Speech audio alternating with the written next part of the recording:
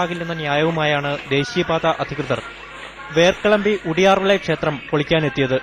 Thuckalay divisional engineer Antony Xavier, junior engineer Sundaram എന്നിവരുടെ നേതൃത്വത്തിലാണ് ജെസിബിയുമായി സംഘം ക്ഷേത്രം പൊളിക്കാനെത്തിയത്. തടയാൻ ക്ഷേത്രത്തിന്റെ ഉടമ അർജുനൻ തന്നെ രംഗത്തെത്തി. പക്ഷേ അധികൃതർ വഴങ്ങിയില്ല. പൊളിക്കൽ മുറയ്ക്ക് മുന്നേറിയപ്പോഴാണ് ആരും പ്രതീക്ഷിക്കാത്ത ആ സംഭവം.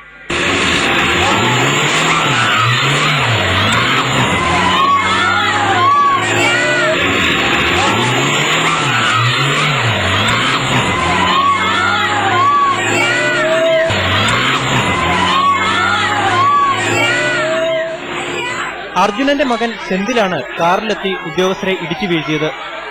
ഈ ബുദ്ധി ഉപദേശിച്ചതാകട്ടെ ബന്ധുവായ വക്കീൽ റസൽ രാജും. പരിക്കേറ്റ ഉദ്യോഗസ്ഥരെ നാട്ടുകാരും പോലീസ് അധികൃതരും ചേർന്ന് നാഗർകോവിലിലെ സ്വകാര്യ ആശുപത്രിയിൽ പ്രവേശിപ്പിച്ചു. ക്ഷേത്രവുമായി ബന്ധപ്പെട്ട വിഷയമായതിനാൽ അതുവരെ പ്രകോപനമുണ്ടാക്കാതെ നിന്ന പോലീസ് പിന്നീട് ഉണർന്നു. അർജുനെയും ഭാര്യയും അവർ ഉടൻ ലോക്കപ്പിലാക്കി. സെന്തിലിനെയും റസൽ രാജിനെയും പിടികൂടാൻ ശ്രമവും തുടങ്ങി.